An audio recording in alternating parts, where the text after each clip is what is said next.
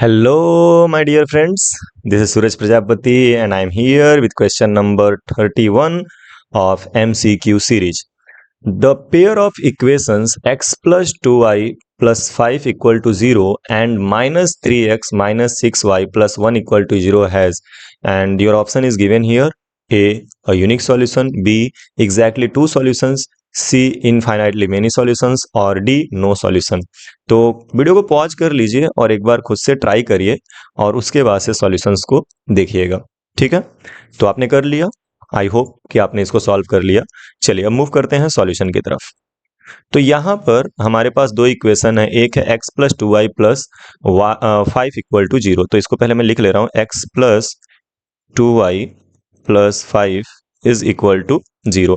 ये हमारा equation number 1 है। अगर आपको याद होगा तो general form of linear equation in two variable जो होता है वो होता है a x plus b y plus c equal to 0। कहीं कहीं पर ऐसे भी लिखा जाता है जनरल फॉर्म, या फिर सी को उस तरफ भी लिखते हैं, तो ये होता है a x plus b y equal to c. और ये दोनों ही सही है, दोनों तरीके, हम दोनों तरीकों से रिप्रेजेंट कर सकते हैं linear equation in two variables को। ठीक है, तो यहाँ पे ये इक्वेशन 1 है, तो हम a x plus b y plus c ना लिख करके a one x plus b one y plus c one equal to 0 अगर लिखें और इसको कंपेयर करें तो आप देख सकते हो एक्स के बगल में ए वन है और यहाँ एक्स के बगल में 1 है। जब कुछ नहीं है तो 1 है, तो उस कंडीशन में जो ए वन की वैल्यू होगी वो हो जाएगी 1। और कॉमा वाई के बगल में b1 है और वाई के बगल में 2 है, तो वाई की वैल्यू बी की वैल्यू क्या हो जाएगी यहाँ पे, तो बी की वैल्यू हो जाएगी b1 की वैल्यू जो होगी वो हो जाएगी 2। ठीक है, y के बगल में b1 और y के बगल में 2, तो b1 की वैल्यू हो जाएगी 2। और c1 जो कांस्टेंट है, यहाँ पे 5 कांस्टेंट है, तो हमारा c1 जो होगा वो हो जाएगा 5। तो हमने क्या किया, a1 b1 और c1 की वैल्यू कैलकुलेट कर ली।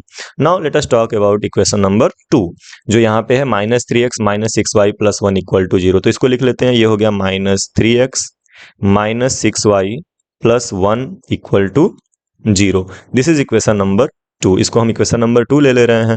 अब इसको हम कंपेयर करेंगे a2x, क्योंकि ये सेकेंड इक्वेशन है तो इसके कॉफिशिएंट को a2 b2 और c2 से रिप्रेजेंट करेंगे। तो a2x plus b2y plus c2 equal to 0। Now compare करिए जरा, तो x के बगल में a2 है और x के बगल में माइनस 3 है, तो a2 इक्वल टू क्या हो जाएगा, माइनस 3। देखो यहाँ x के बगल में a2 और यहाँ x के बगल में माइनस 3, तो इसलिए a2 की वैल्यू क्या हो गई, माइनस 3।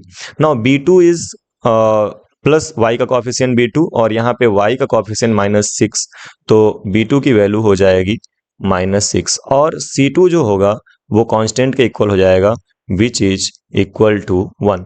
तो इस तरह से हम सबसे पहले ऐसे क्वेश्चन में कैलकुलेट करेंगे a1 b1 और c1, और उसके बाद से a2 b2 और c2। ठीक है, अब दो इक्वेशंस अगर आपके पास हैं, linear equation in two variable अगर आपके पास हैं दो, और आपसे पूछा गया है कि यूनिक सॉल्यूशन है, एग्जैक्टली टू सॉल्यूशंस हैं, या इनफाइनाइटली मेनी सॉल्यूशन है, या नो सॉल्यूशन है, तो आप क्या करते हो, आप कैलकुलेट करते हो a1 अपॉन a2। ठीक है, तो a1 अपॉन a2, a1 की वैल्यू है आपके पास 1 और a2 की वैल्यू है माइनस 3, तो यहाँ पे a1 अपॉन a2 की वैल्यू हो गई minus 1 upon 3। Okay, now let us calculate b1 upon b2। सो b1 अपॉन b2 क्या हो जाएगा, b1 upon b2 is equal to हो जाएगा, तो b1 की वैल्यू हो गई 2 और b2 की वैल्यू हो गई माइनस 6, है ना। सो 2 1 जार 2, 2 3 जार 6, ये भी आ गया minus 1/3। And c1 upon c2, तो c1 अपॉन c2 की वैल्यू क्या आएगी, सो c1 is 5 and c2 is 1, तो इसकी वैल्यू आ गई 5 अपॉन 1, या 5 ही लिख सकते हैं या 5 अपॉन 1 भी लिख सकते हैं।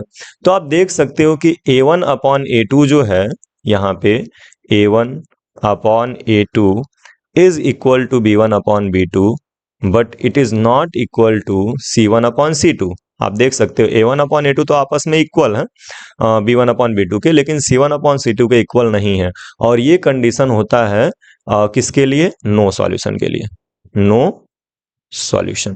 So our answer is option number D, which gives us no solution. और अगर आपको याद होगा तो 3 कंडीशंस बनते हैं। पहला कंडीशन होता है यूनिक सॉल्यूशन के लिए, मैं इंक चेंज कर लेता हूं। तीनों सॉल्यूशंस को एक बार मैं कर दे रहा हूँ कि क्या तीन कंडीशन होते हैं। तो नो सॉल्यूशन के लिए होता है, नो सॉल्यूशन छोटा सा लिख दे रहा हूँ मैं, नो सॉल्यूशन के लिए होता है A1 upon A2 is equal to B1 upon B2 is not equal to C1 upon C2। ये नो सॉल्यूशन के लिए होता है। बाकी यूनिक सॉल्यूशन होता है, यूनिक सॉल्यूशन। तो यूनिक सॉल्यूशन के लिए जो है हमारे पास एक केस होता है A1 upon A2 is not equal to B1 upon B2। Okay, and lastly हमारे पास बचता है इनफाइनाइटली मेनी सॉल्यूशन। तो इनफाइनाइटली मेनी सॉल्यूशन के लिए होता है A1 upon A2 equal to B1 upon B2 और ये इक्वल टू आ जाता है C1 अपॉन C2। तो ये थ्री केसेस हैं, इंपॉर्टेंट केसेस हैं, आपको ध्यान होना चाहिए इसका। तो ठीक है, मतलब ये आपका ऑप्शन नंबर डी जो है वो करेक्ट है। अब चलिए नेक्स्ट क्वेश्चन की तरफ बढ़ते हैं और देखते हैं आप इसे कर पाते हैं कि नहीं। So here is the question number 32 और ये 32 नंबर क्वेश्चन आपके सामने कुछ इस तरह से है कि the root of the quadratic equation x square minus 0.04 equal to 0 are. तो यहाँ पे ए की वैल्यू गिवन है, बी की वैल्यू गिवन है, सी और डी। यहाँ पे आपको 4 ऑप्शंस दिए हुए हैं, आपको करेक्ट ऑप्शंस चूज करना है। तो कमेंट बॉक्स में चूज करके जरूर अपना आंसर लिखिएगा। मिलते हैं नेक्स्ट वीडियो में इसी क्वेश्चन के सॉल्यूशन के साथ। तब तक के लिए बाय बाय, टेक केयर, पढ़ते रहिए, आगे बढ़ते रहिए।